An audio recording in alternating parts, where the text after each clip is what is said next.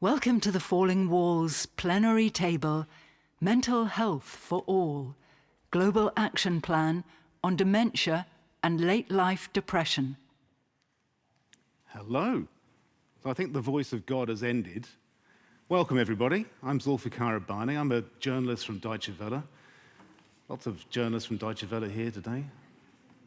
It's a bit of an in-house family. So, welcome. Yes, so as we were just told, so this is a session, plenary session about mental health for all. So we're talking about a global action plan. That sounds very meaty. Dementia and depression. Now, I've got my little red book here. I'm not as versatile with an iPad, but anyway, I've got a little red book here, and I've scribbled a whole bunch of things here. I don't know if anybody can see that. Do you want to see those? You know, people love to take photos at these events, and, you know.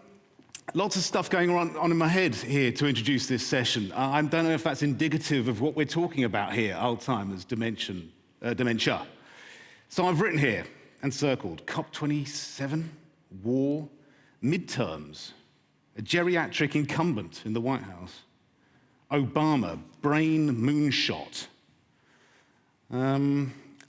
It's the second Falling Walls in person since the pandemic. Well, that was quite significant as well. So I was just wondering, if we all returned here in, I don't know, 30, 40, 50 years' time, I don't want to be prejudiced or anything, but so I'm in my late 40s. It's about right for me. I don't know about the rest of you. I hope you're all a lot younger than me and you've got lots of life ahead of you. If we all came back here in decades, would we remember this moment? Would we be active still? Would we be apathetic, depressed, or dead? So the reason I'm asking these questions is not just to be silly, but if you have a look at some of the statistics, and I'm not a big fan of statistics, even as a journalist, 30% of people are said to be affected by dementia by around the age of 60. 70% of people by the ages of around 80. Thrown into all that mix is this issue of depression. It's really, really tough to get a handle on Alzheimer's, dementia. Is it Alzheimer's dementia or another form of dementia? And then on top of that, depression. Where does it all start and end? What's the chicken and the egg, to use a horrible cliche, at a time when none of us can afford eggs? So that's really sort of what we want to talk about. And I suppose I may just skip over that last thing here and just actually introduce our speakers. But that's what we want to talk about, and I hope that you'll all be engaged and hope you've got questions, you've got ideas in your head that you want to bring into this, no matter what age you are, because you don't want to be ageist about these things. To begin with, I'd like to introduce and welcome onto the stage a sponsor of this session from Biogen. Biogen is the sponsor. Christiane Sommer, if you could come to the stage, welcome to this plenary session. Christiane Sommer is in charge of neuromuscular diseases and digital health at Biogen Germany. Take a seat wherever you like, just not where the pen is, because that's my seat. Right. So, round of applause. I don't know if you fancy putting your hands together. Excellent. Yes, wonderful. So, okay, next we've got Mazda Adli, who's from the Charité Universitätsmedizin in Berlin. So, university, hospital, clinic, an expert in depression, mood disorders and neurourbanism. I love that. Neurourbanism. Not there, Mazda. There's a pen there, Mazda. That's where I've got to sit. I've been told to sit there. You sit somewhere else. Okay. Anthony Hyman, director of the Max Planck Institute of Molecular Cell Biology and Genetics, and also the 2022 Kerber Prize winner. Welcome. And we've got Frank Jessen, who's the head of clinical Alzheimer's disease research at the German Center for Neurodegenerative Diseases. Please come. And last but not least, Marina Polyakova, from the Max Planck Institute for Human Cognitive and Brain Sciences, and an expert in late life depression. So, welcome. Excellent stuff. Now, long time since I did theatrics, so I'm going to mess up all my stage directions and how I should walk on a stage. Anyway, so thank you everybody for coming. I'm really excited about this, and I want you all to lean in. I know these chairs, sort of like, and invite you to lean back. Don't lean back, lean in. Okay, so I've got a few notes here. I don't want to, irritate you with too many notes here. But I am going to start off the top. Christiane Sommer from Biogen, thank you very much. Your generosity here. How can I put this? It's been a bit of a tough time, hasn't it, the last couple of years? For Alzheimer's, but also for Biogen in a way. There's been some good, there's been some bad, there's been a bit of ugly as well, hasn't there? Some fines you had to pay, but also the FDA approved your Alzheimer's drug. Medicare did not. The EMA has not.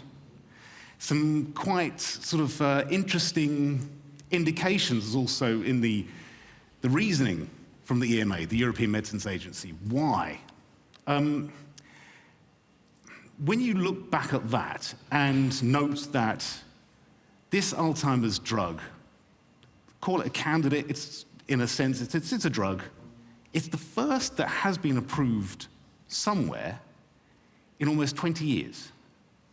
So how does that make you feel when you look at this struggle, the time, and then when you come onto the market with this quite promising drug, and you get a lot of kickback?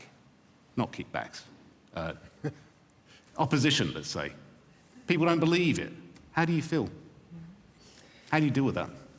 So I think looking back, it was a very interesting journey we did, and Biogen is a research company with a disease-agnostic research approach.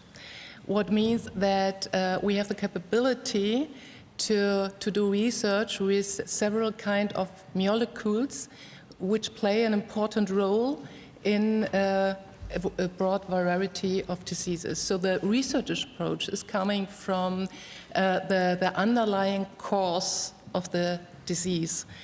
The prioritization of development is based on the unmet medical need for a specific disease. And if it comes to diseases affecting the brain, the mental health, to the Alzheimer, dementia, to the depression, in these diseases you have a combination of both. So the underlying cause of disease is in many cases based on the metabolic imbalance of some molecules we addressed, and there is an increasing unmet medical need, yet driven also due to the aging population we have.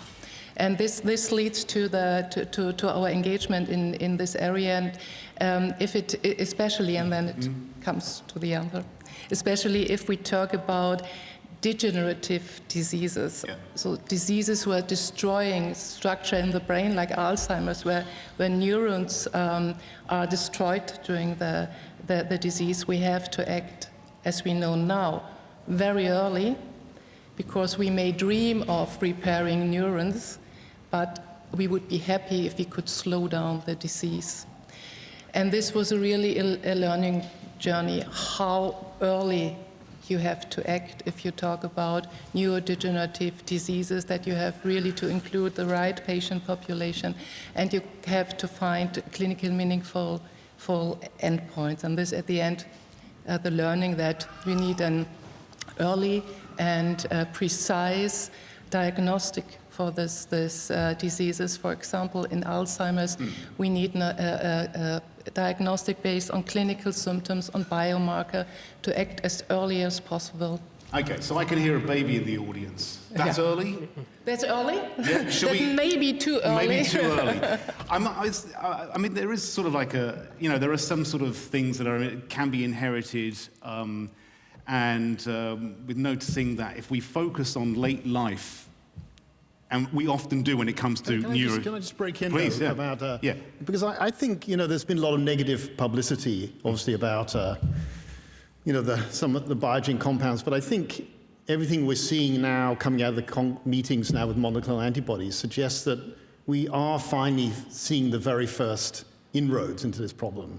And it's such a complex problem, we can go into that later on the brain, that we need some insight, some little chink that allows to open up the front So you're saying no matter what the reservations are, this needs to be taken for what it is, right? Yes, and the follow-up antibodies we're hearing about Right. in the Congress as well, and the conferences, because as you said, 20 years, no way in. And if you have no way in, it's like climbing a mountain. If you can't take the first step, how do you get into the whole process? And so this is, this given us this very first hint, it is going to work. But it's just very complex. Okay, let's unpack that in a moment. I just want to come back to you for 1 second, Christiana, because I want to know a little bit more about how you approach this raft of problems, problems. If I look at your so-called pipeline, so all the candidates you have in research and in studies and what have you, you've got a number of Alzheimer's candidates, you've got a number of Parkinson's candidates, and you've got depression separately. And yet, as you alluded to, there is this sort of meeting of depression and Alzheimer's, but we can't necessarily quite tell how. So just give us a 30-second idea of how you approach that. Why not in one go? Why all these different candidates? Yep. I think at the beginning of many of these diseases, you have, let's say, one molecule, one antibody, whatever, who is involved in the imbalance, and then it's like snowballing. And this snowballing is leading to an imbalance in the whole system. And what we try to do is not to only approach one target in the snowballing, but to see if we have to approach 2 targets, for example, or if we have to measure the patient characteristics to see who is really the right patient who would profit from a potential drug, to really see what the individual situation of the patient is. So this individualized medicine, and to reflect this also in the inclusion criteria of studies, to really look into let's say, the individual benefit, and this is based on biomarker, on a molecular background, and so on. And so this is, let's say, combining certain things to come up with a more holistic approach to a disease. Thank you.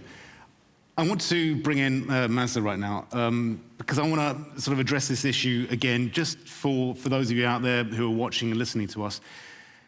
Alzheimer's and depression. If we look at some of the numbers again, these are the last statistics I'm going to mention, I promise, right? So if I've got them correct in my head, it's something like 55 million people with Alzheimer's in the world, about 250 million with depression. So that's what, 6.9% I sort of worked out somewhere. I wrote this down somewhere. I wrote down 6.9%. I've actually forgotten why. There we go. Here, 55 million people in the world, 8 billion people in the world, that's 6.9. You've got more depressed people. Why are we mixing these two things? Well, we're not exactly mixing these two things, but depression and dementia have some important characteristics in common. They're both real global health challenges. They're extremely common diseases, and they're both multifactorial. So both depression and dementia are very nice examples for gene-environment interaction that takes place. Let me just unpack that slightly. So multifactorial, you mean lots of different factors, right? Lots of different factors contributing to the incidence. And the next bit of jargon? The next bit of jargon you mentioned, what was that? Well, and so they're both extremely good examples for gene-environment interaction. Okay. Just let me give you an example. For example, we know that exposition to air pollution, particulate matter, is a risk factor for both depression and dementia. Both totally different brain diseases, both different mental health challenges, but they share important things in common.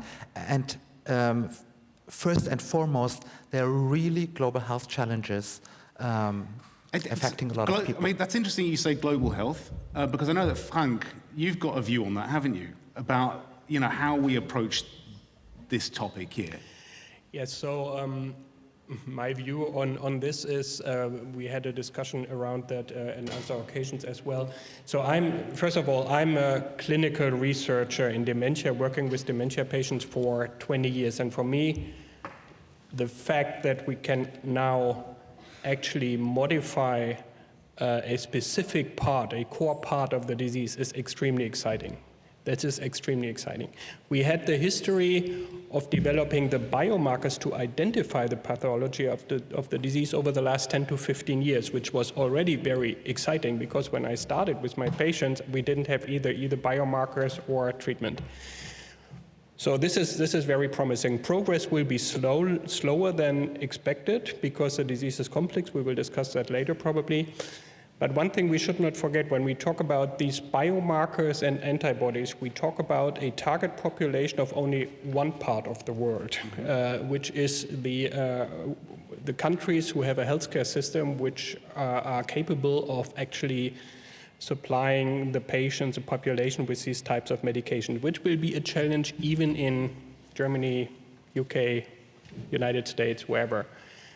But I don't see how these very sophisticated and also expensive technologies should reach the larger proportion of the world and how they should reach the huge numbers of patients, for example, in Africa and Asia and other places.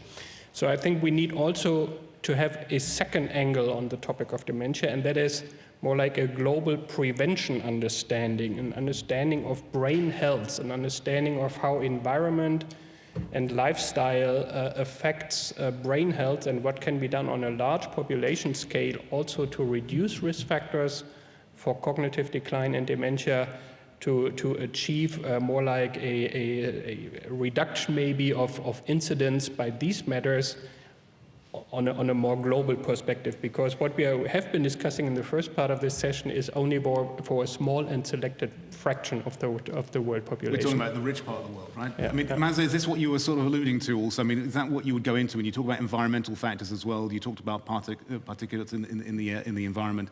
So what is the state of that sort of research? I mean, you're basically saying that it's very selective. We're only looking at rich, developed populations. We're not really... We know now today that up to 40% of the risk for dementia is driven by potentially modifiable risk factors. 40%. So there is really a big potential, I would say, to educate and to develop prevention strategies. For example, obesity and diabetes. When I look now in some countries with middle income, there is a huge problem with obesity and diabetes upcoming. So that is a thing which will lead to an increased number of brain health issues in several decades from now. So, and these are things where at the population level, also in many other countries, things can be done, and there has to be an understanding that the brain health depends on the lifestyle over decades. And this is 40, maybe 50% of the potential of protecting the brain lies in the lifestyle. And Marina, can I ask you, you look like you wanted to say something off your own bat. Yeah, Please say it. I actually really wanted to add in here. So in science, we sometimes have disconnected worlds. So we have neuroscience, psychiatrists, but there is another very interesting part of science which is developing with very, very strong evidence, the science of anti-aging and longevity, which states that actually lots of diseases that we develop over time, these are diseases of aging. And these are diseases, so basically aging is the target that we have to basically target with a lot of prevention strategies. So for example, exercise. It has been recently shown in a huge sample from the UK Biobank that people who walk around 10,000 steps, again this 10,000 steps per day, they reduce the risk of dementia by 50%. I mean, I don't want to give a strong number now, but substantially. And we also know that hearing, for example, hearing loss is one of the risk factors of dementia. And this is kind of known for the society that we have to take part take care of hearing as well, but we don't connect lots of things. And in my understanding, we also need to invest much more effort in prevention, in those modifiable risk factors, in order to basically postpone the onset of dementia as much as possible. And then the pharma should come in. Sorry, you mentioned the UK biobank there, and I've heard that they're also a very selective data bank in some areas.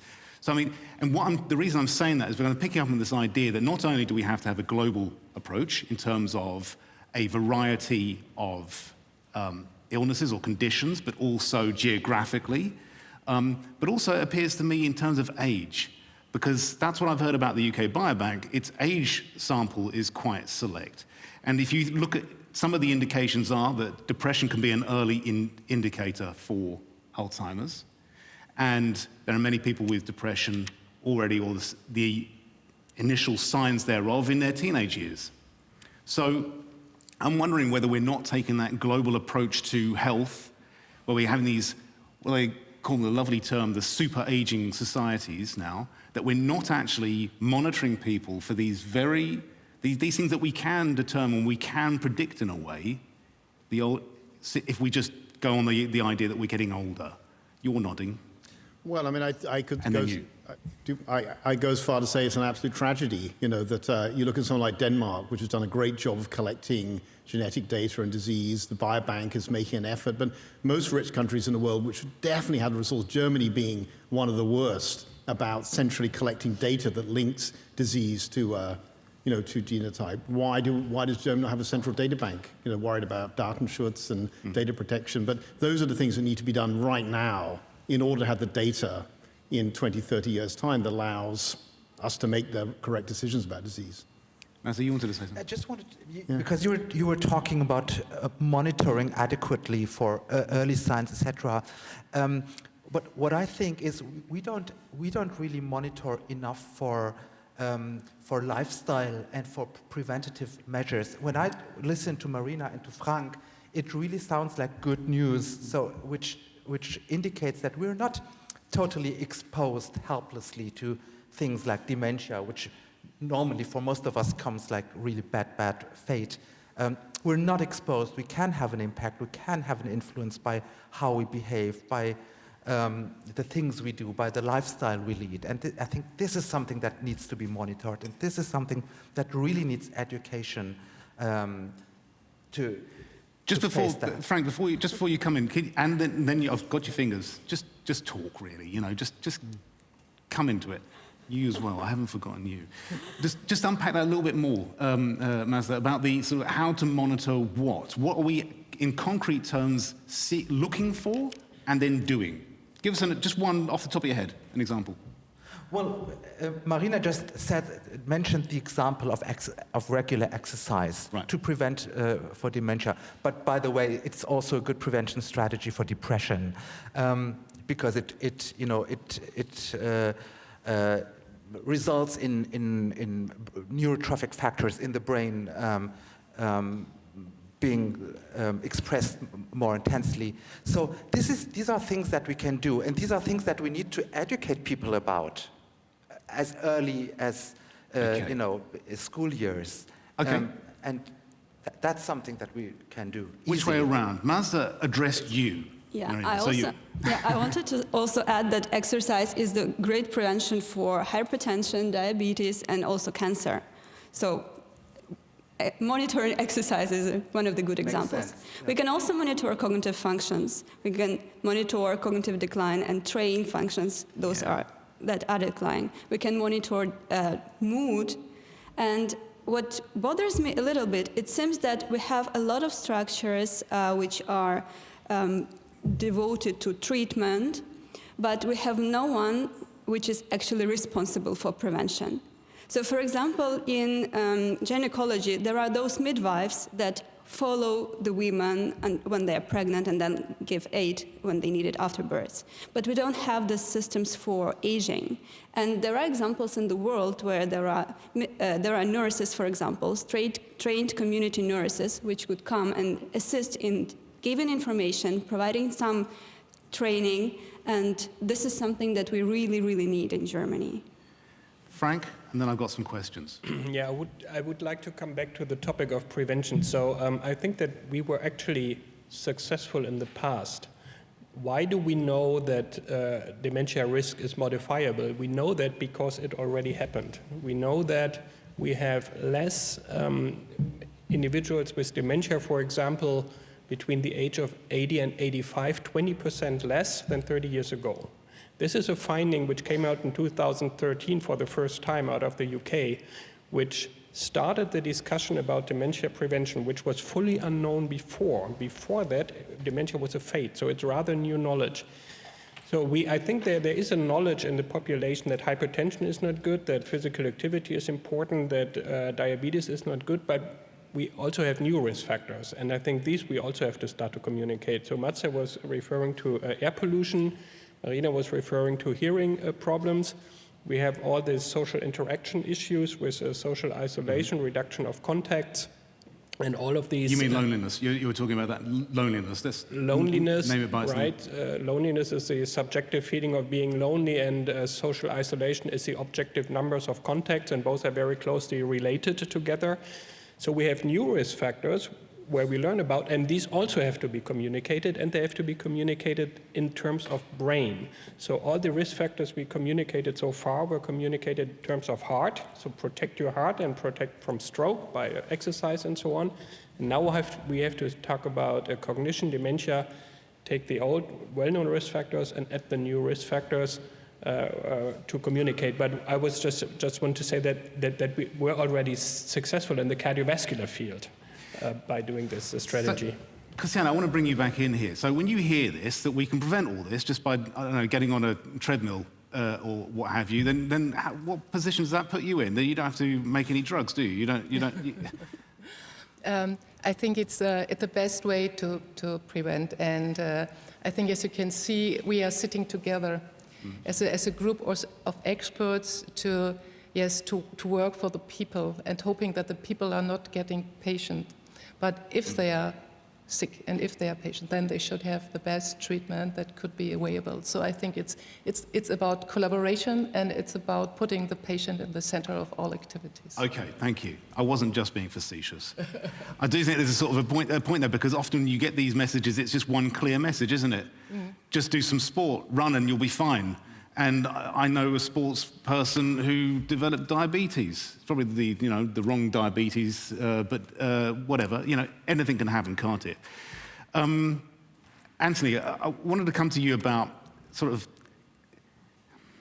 how do I put this without being offensive? You said it yourself, sort of the odd one out here in a way. In terms of research, you made this really lovely image, because I'm thinking about sports and activity and all the rest of it. You said previously it was important that people could just lift a sack of potatoes or something. Do you want to unpack?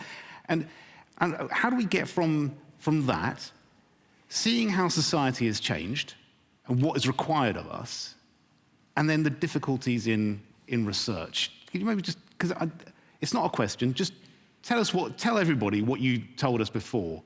Yeah, I mean, the point I started off with saying is that 100 years ago, the most important thing was, in a village somewhere, could you carry a sack of potatoes?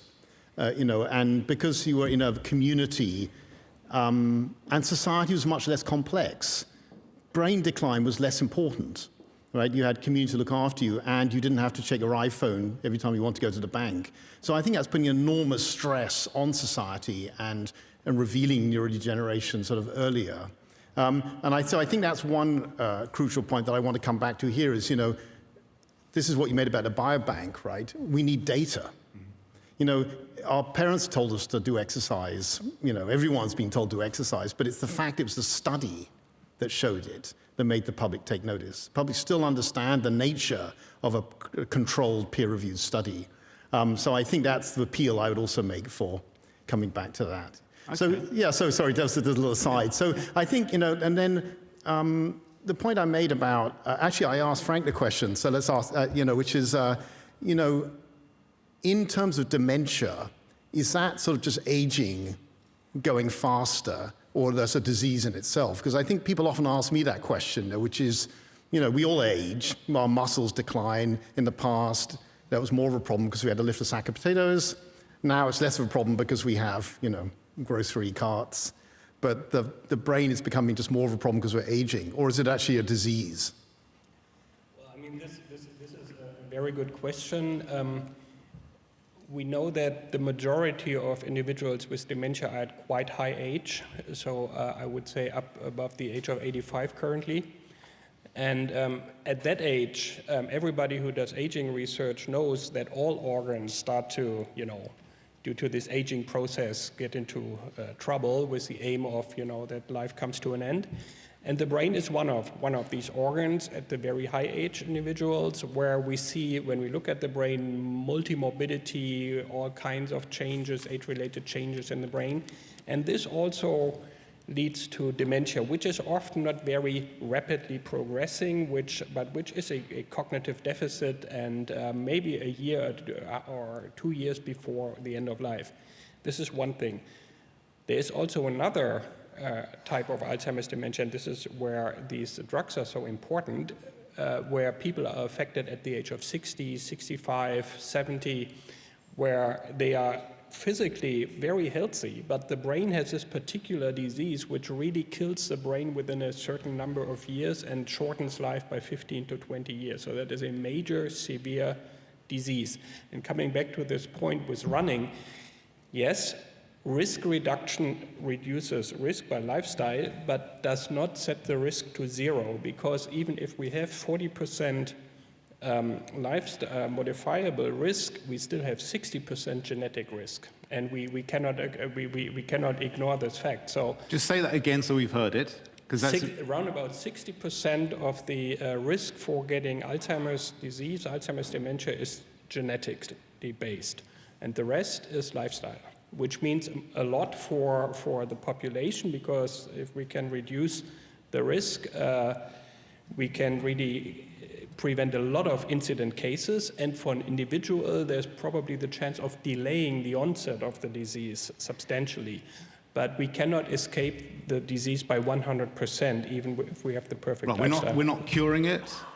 It's partly about mitigation and then also about amelioration, right? Okay. I want to come back just briefly to the point that I made before at the introduction about Obama and this brain moonshot business and what have you. I mean, where are we at with that? Because, all of this here is actually quite a young business, isn't it? Even if we're talking about 100, 150, 200 years or what have you, we're at the first steps of understanding this. Do we get that? I mean, we said this before. We made a vaccine. We didn't. I didn't. You lot did. Made a vaccine within, 9 months? How are you going to get that through to people? That it's actually pretty difficult. This is probably why you've got so many different Alzheimer's, Parkinson's candidates in the pipeline. Why you be working on a number of different targets. All of you be looking at different aspects and seeing which one becomes more promising. Correct? I mean, can you just make that very clear? When you look at research and then drug development, because that's what we hear, and then, as it's in the title, Global Action Plan, we've got 6-7 minutes left to come up with a global action plan. Okay?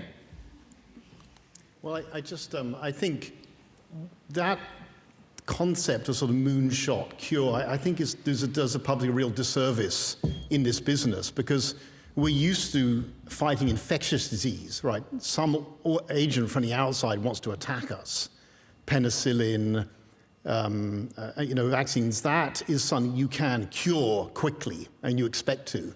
It has to happen in a couple of days, or it's too late.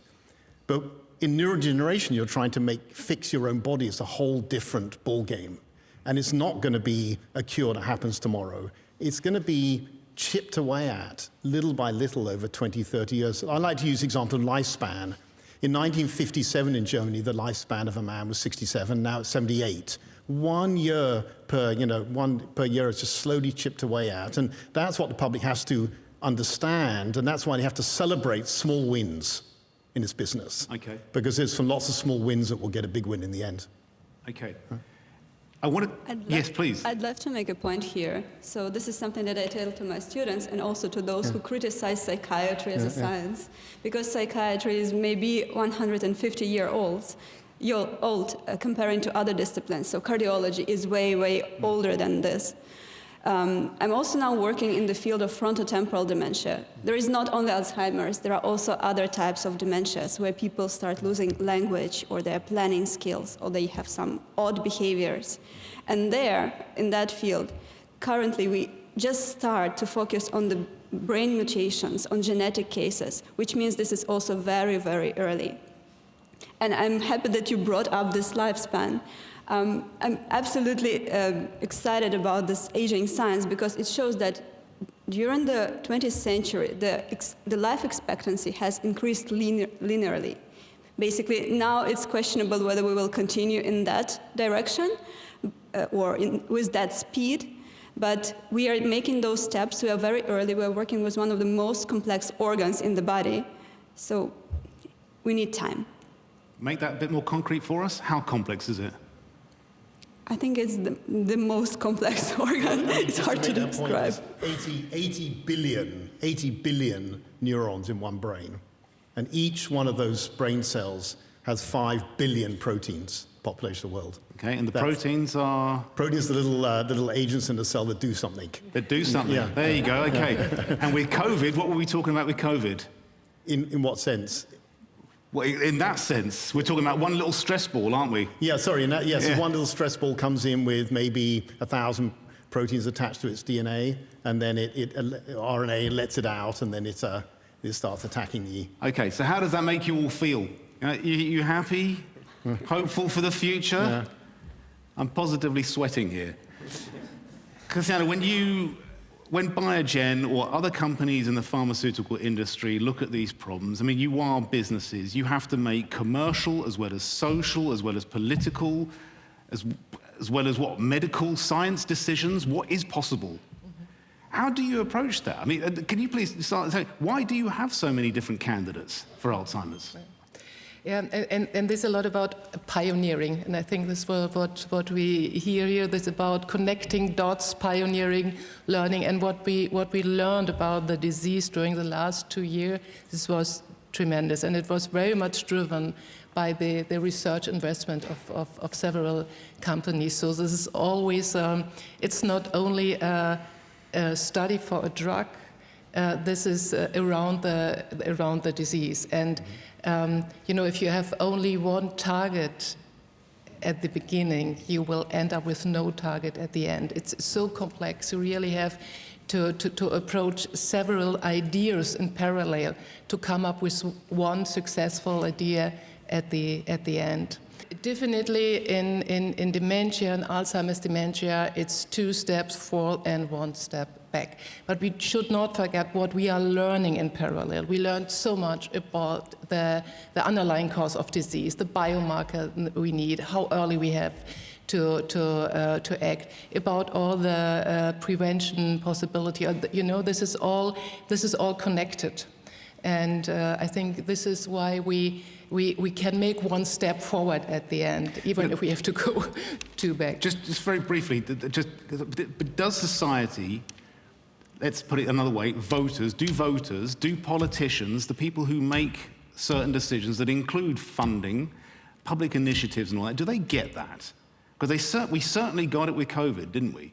But we don't seem to have got it with dementia, Parkinson's, or what have you, depression. We don't seem to have got it. These are silent killers, really, aren't they?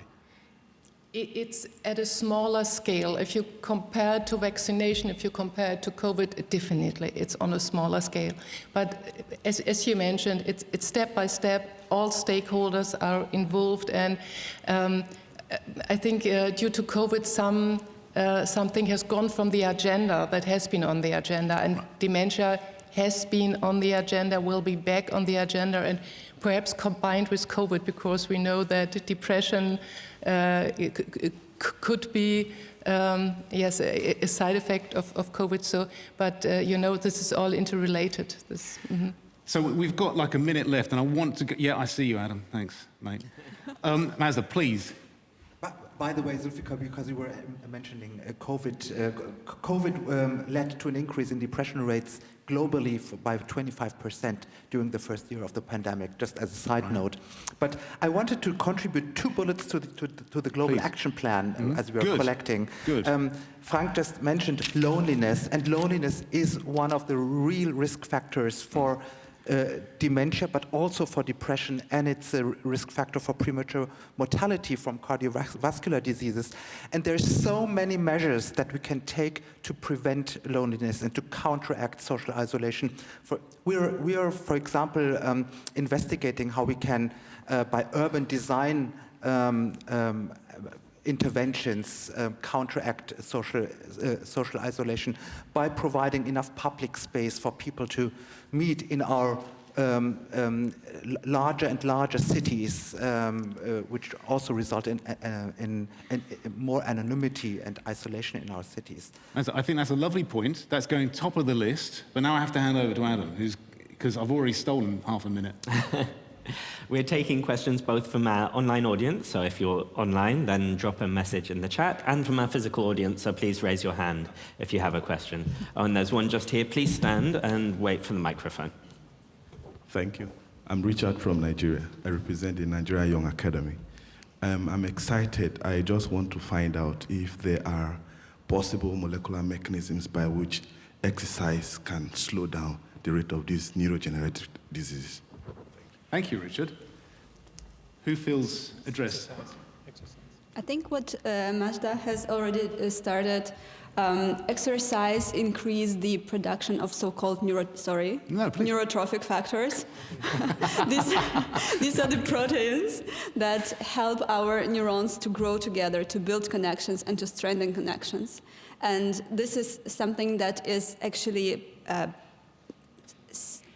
saving us from depression, but also it helps us to compensate for those damage of neurons that already started. Also, it increases blood flow in the brain, so it allows brain cells to get more oxygen and to remove waste better. Yes.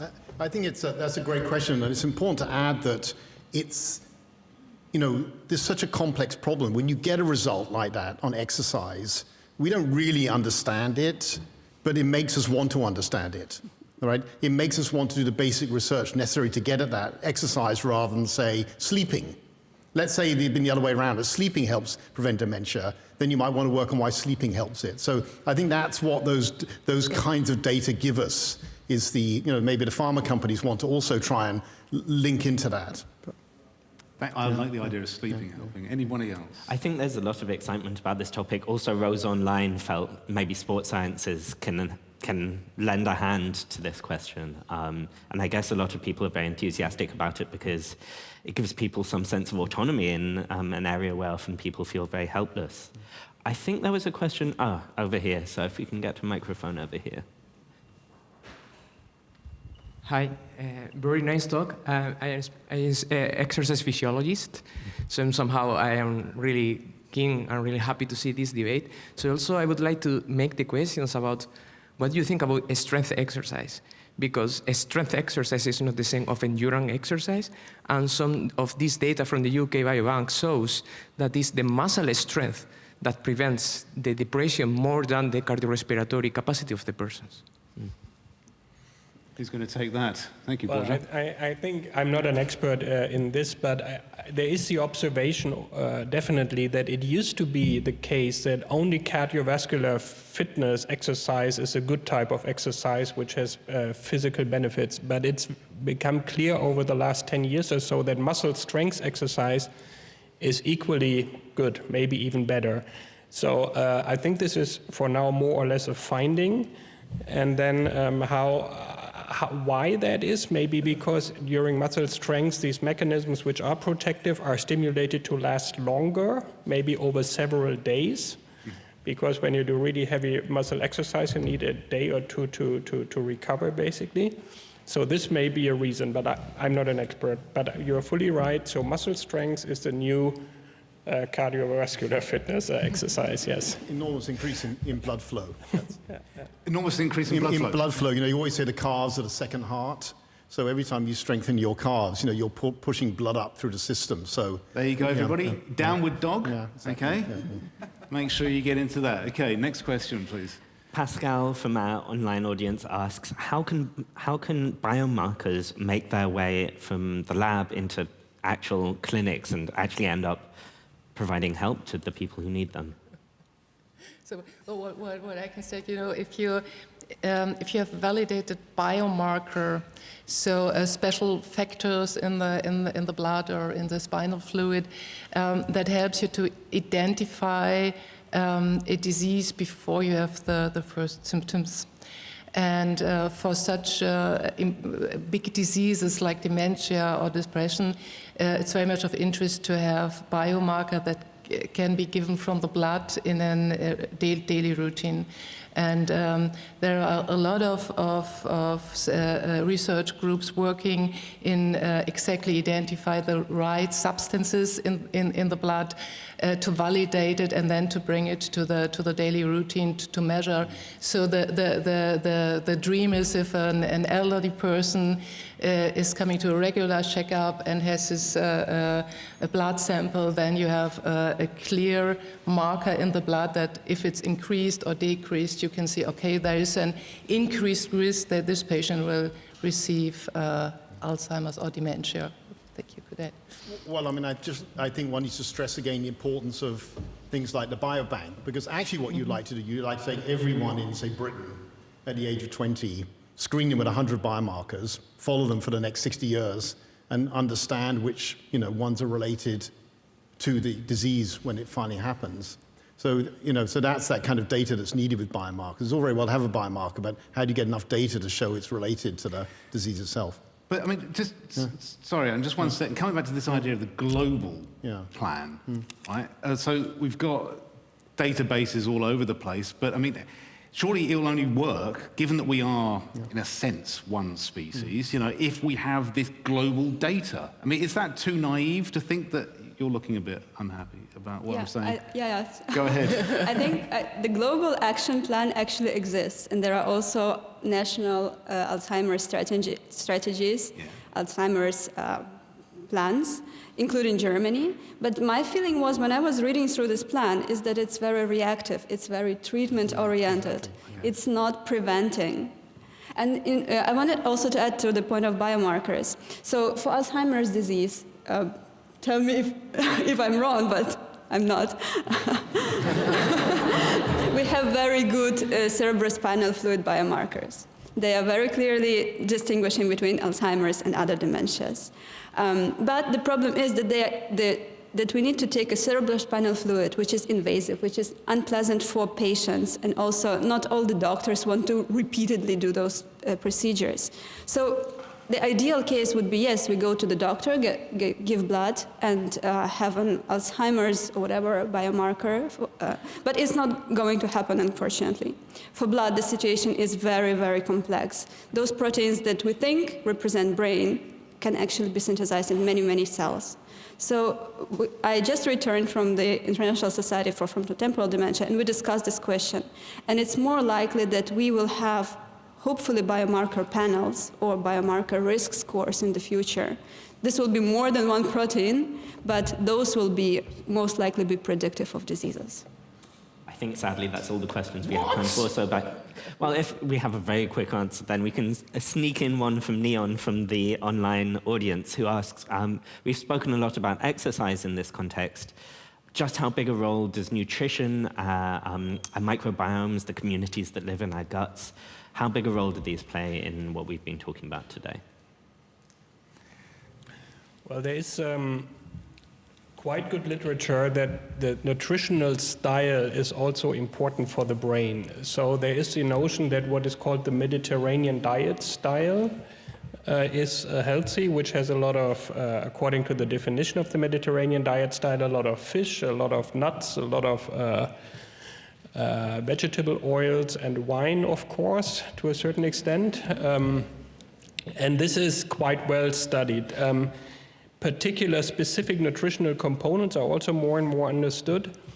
So nutrition is a very important piece of brain prevention. We didn't really speak about this, but our Western style diet is not the best. And we did an assessment in Cologne, and we found that this is a major risk factor. The wrong diet is the most important risk factor in Germany for dementia. And next year, we need to continue this conversation and look at the diets in African countries and in Asian countries and see how they impact on how they deal with loneliness and all the rest of that stuff, because we have come to the last 7 seconds.